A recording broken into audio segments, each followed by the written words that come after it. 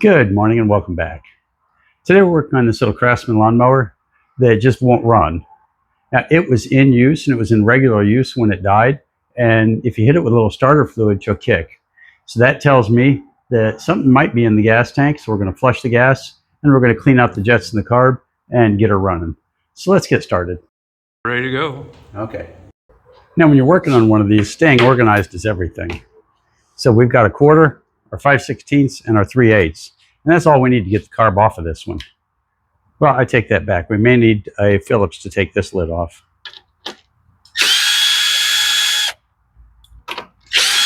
This one came stock with the invisible air filter and cover, but we've got one of those sitting around, so we can get one on it before we're done. We'll keep our screws there. And next up, this is the tricky one. Cover's usually in the way. Depends on the cover. Yep, and the cover's in the way on this one. So let me grab a Phillips. So let's pull the top cover off real quick. You can see this is all just about as easy as it can get. There's not much to one of these mowers. People try to make them sound more complicated than they really are. So now we'll pull this, and notice it's got a little spring on it. So we're not going to let it go far. We're just going to put it right there. And we're going to switch to our 3/8 and loosen up the carb. And then we're going to come back and do the fuel line before we go any farther.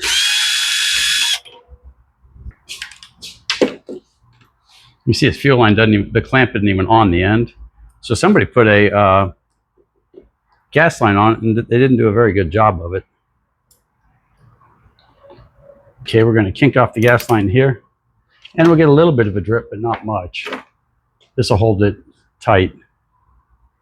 And I'm going to cut the line right here.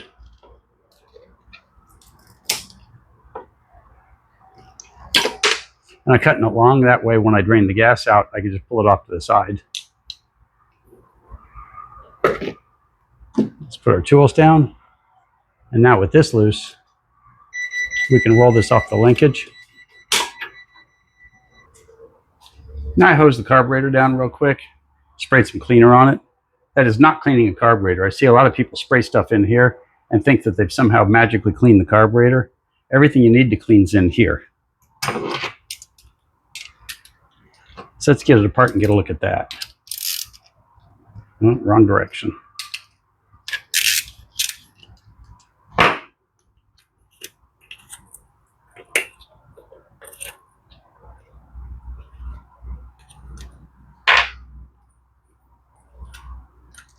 There we go.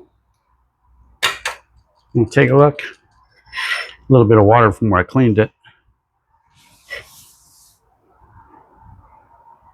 Okay, now we know the float works correctly because when I first put it down on the bench, it made a little puddle, which tells me there was gas in the bowl.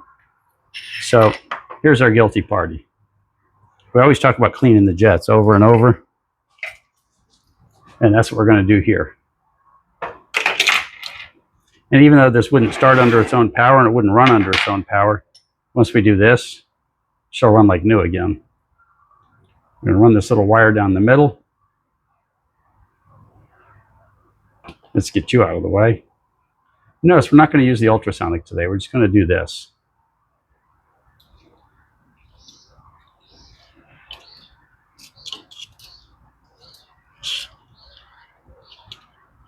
Now I'm making sure the holes are all clear. Now we're going to go back down the middle and do it again. And what we're trying to do is make sure that there's no obstructions. I'll see a lot of people use a drill on this.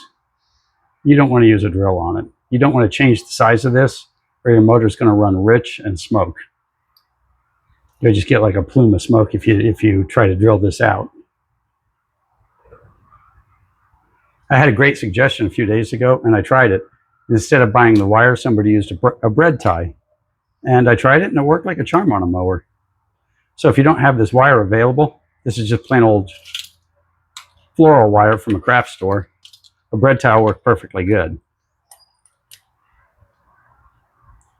And that's all there is to cleaning the carburetor. I'll tighten it up and let's go put her back on.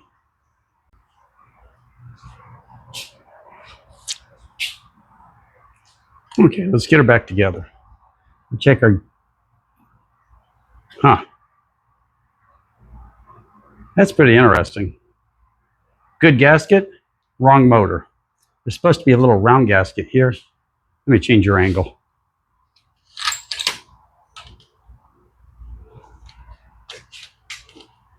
There's supposed to be a little round gasket right here. So let me go find one. Okay, I edited out the search. That's the gasket you're looking for. Fits right there, and that's what seals the carburetor.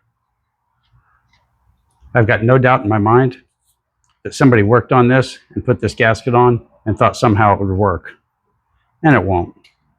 So now we're going to put it back together in the order we took it apart. Oh, wait. Not only that, this spring is lapped over. There we go. This one surprised me. It was a victim of the person who worked on it last time. And I tell you guys all the time, take pictures before you take things apart, take pictures while you're taking things apart, and then refer to those pictures putting it back together. There was mistake after mistake on this one. So yeah, somebody definitely took this apart and did their best. I'm sure they tried, but that was a fail. I'll very carefully get everything lined up, get a screw started, and put it all back together.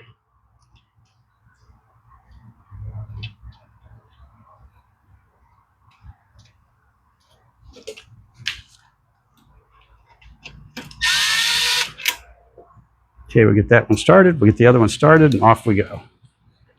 Next thing we're going to do after this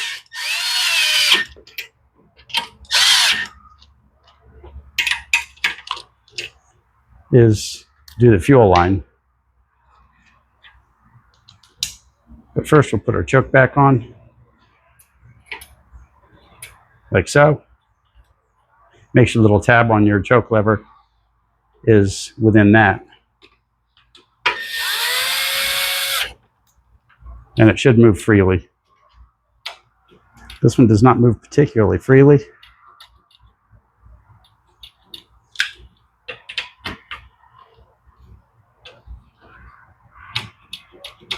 That means she's touching in here somewhere, or the choke, or this itself is sticking.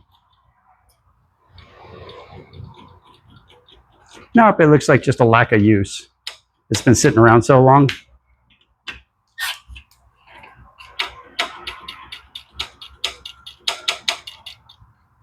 There we go.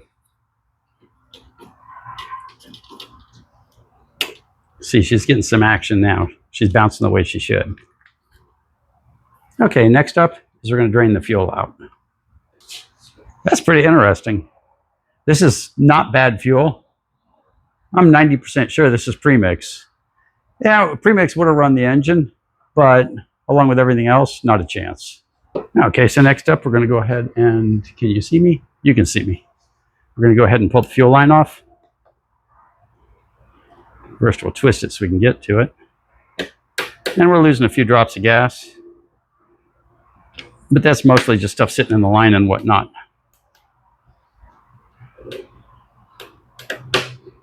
There we go. Now we use the combination of this and what was on the other end, the little tail we cut off, to measure off for a new line. So, be back in a second with a new fuel line. Okay, we've magically got a new fuel line. And what I did is I took these and used that to measure off a new piece. That way I'm sure it'll fit correctly.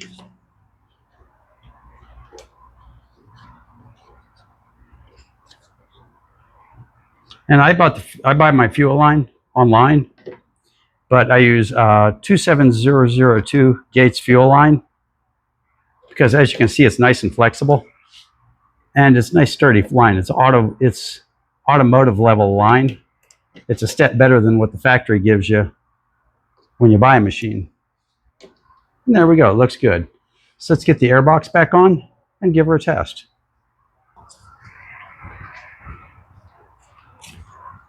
Okay, I'm going to run this one straight through, just so you can see that we actually, honest to God, are shooting for the first pull.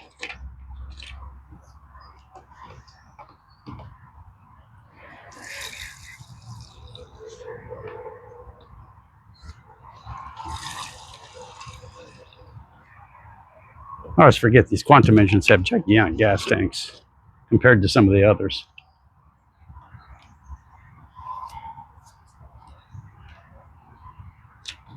And notice we use a sealed gas tank. That way, no dirt or anything gets into it. Once upon a time, I used a regular spout on it, but I found every now and again I'd have to clean the tank out because I'd see little floaters in there. Okay. Now this is the part where we put our money where our mouth is.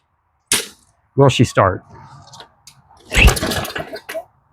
Nope, strike one.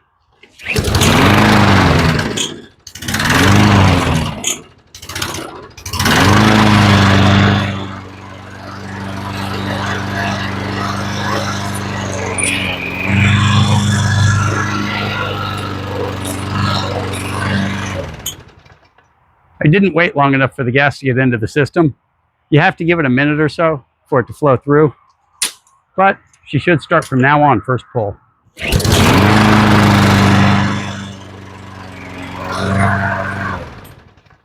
And she sounds pretty ordinary. Usually I'll let them sit for about a minute before I do the first pull. That way the gas has time to flow into the bowl and fill up the carburetor inside. It's a little quick this time, but after that, I've started it 3 or 4 times. First pull every time. She starts like a charm and she sounds pretty good. Now, the mistakes I saw on this, the big killer mistakes, where they had this rather than the little round gasket, and this is a quantum engine. It wants that little round gasket. When you're taking yours apart, put it back together the way it came apart. That's why you take pictures. And the other thing I saw was the linkage the spring had been wrapped around the governor arm. And it'll never run that way. And if it does run, it's going to run at 1,000,000 miles an hour and blow up the engine. So this one's going to get a bath and get an oil change, and we're sending her out the door. So all you new people out there, if you made it this far, you might as well subscribe. It's free, and it's what we work for. So thanks for watching, and we'll see you next time.